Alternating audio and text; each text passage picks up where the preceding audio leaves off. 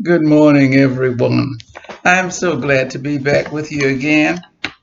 I have been concerned about something that I want to say to the people who are working so hard now to make changes in our country about race, and it is coming along real good. But I want to caution everyone when we're able to make changes, watch out for the way those changes come about and the way they are implemented will sometimes almost make the changes look as if they have not occurred.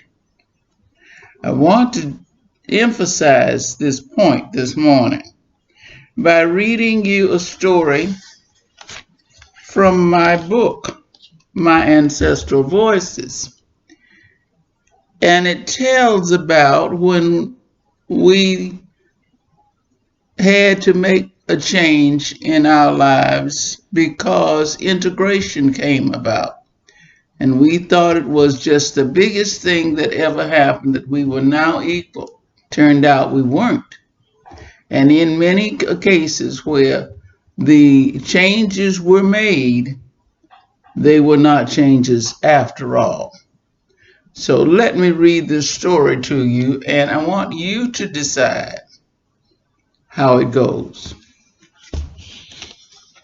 I have to wear my glasses.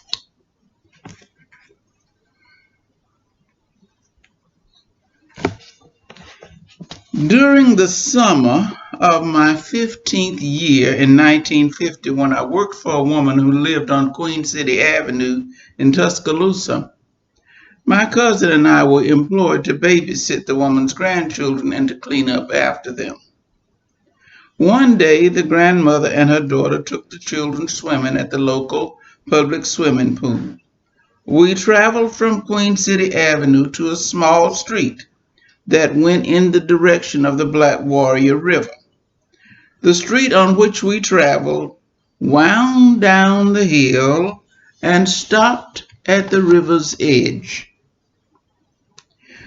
When we arrived at the pool, I was mesmerized by the pool house and the large body of water in which people played. I had never seen a swimming pool before. The pool house was a round Romanesque structure with a column portico that shaded the front entrance, leading to a massive polished oak door. The building had a dome that was covered with aquamarine glass. Flowers and shrubbery adorned the grounds and made the swimming house the most beautiful building I had ever seen. Our employers, the children, my cousin and I, alighted from the car and walked up the path to the swimming house.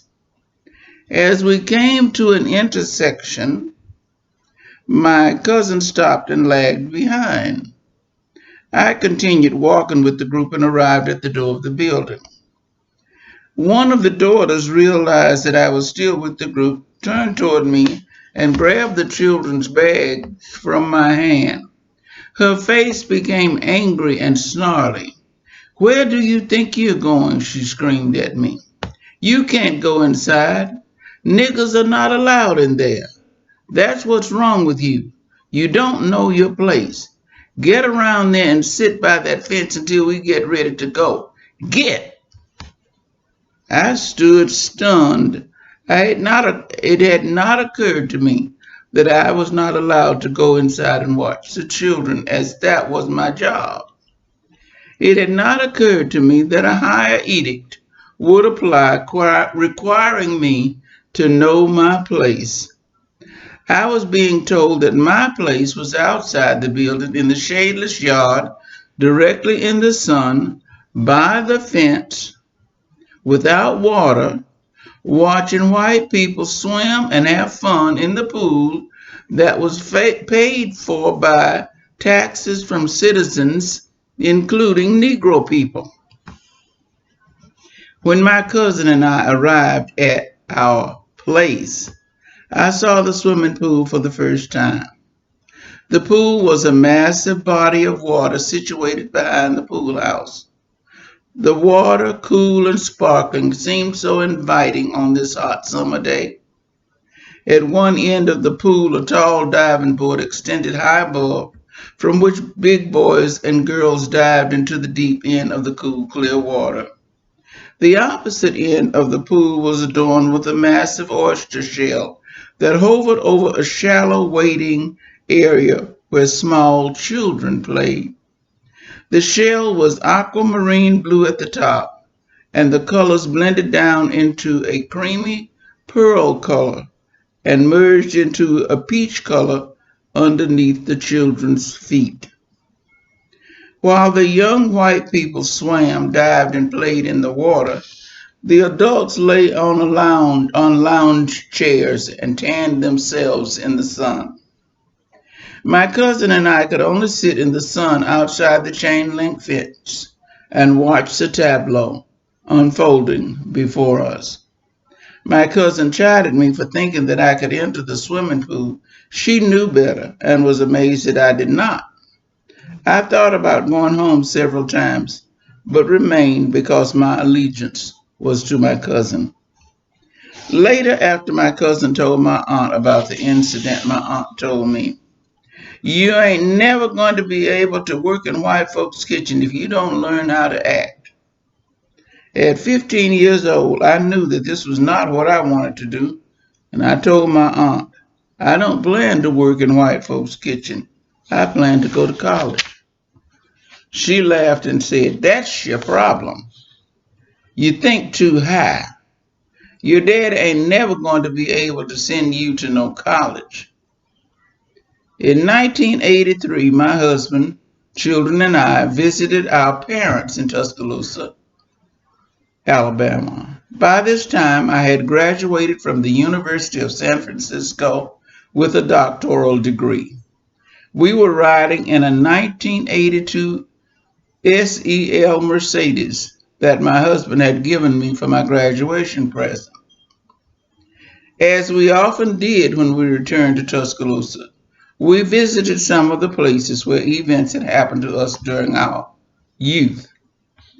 When we approached Queen City Avenue, I asked my husband to turn down a small street that led to the Black Warrior River, which flows beside the city of Tuscaloosa.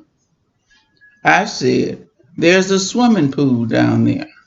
My husband responded that there was no swimming pool down by the river, as his father worked on the river and my husband had often come there to play. I contended that there was a pool down there and insisted that we continue in that direction. That my husband had not seen the swimming pool demonstrated the inability of the white and colored people to see each other's worlds. It never occurred to him to look at the pool, as it was for whites only.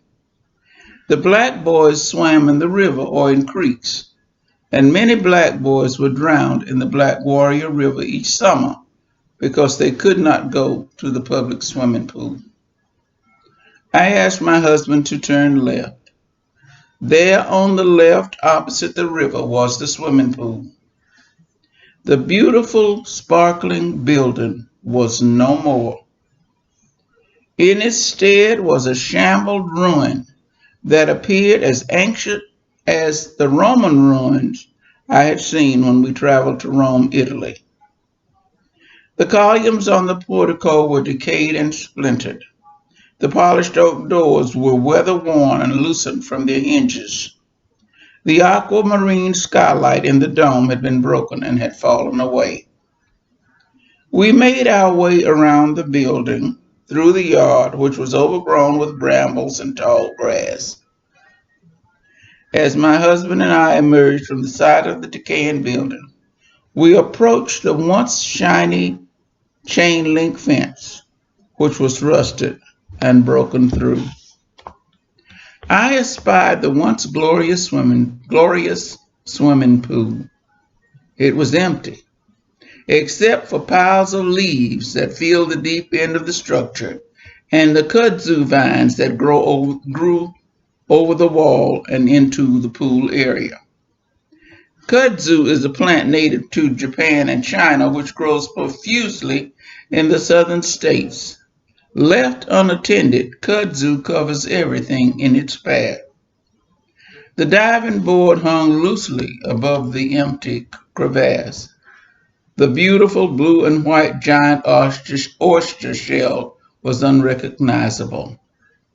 It appeared to be a trellis upon which small trees and kudzu vines grew and trailed down into the area where the small children once played. The glorious symbol of white supremacy had been destroyed by racial integration. When it was declared that colored children would be allowed to swim in the once white only pool, it was closed. Whites were not willing to share this recreational activity with colored people. I suddenly realized that I was standing in the same spot where my cousin and I had sat in the sun watching the white children swim and play in the cool water. This had been my place, sitting in the sun. The years that had passed between 1950 and 1983 had allowed me to find my place in the world, or more befitting to the memory of that day, I had found my place in the sun. Everything had changed. I had changed.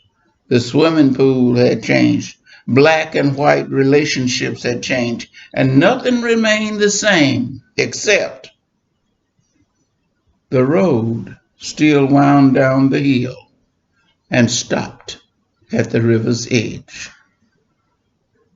So be careful. Be aware when changes come. They don't always come straight and the way you expect them. Later in life, a swimming pool was built in the heart of the city, and it was available to all children. May God richly bless you.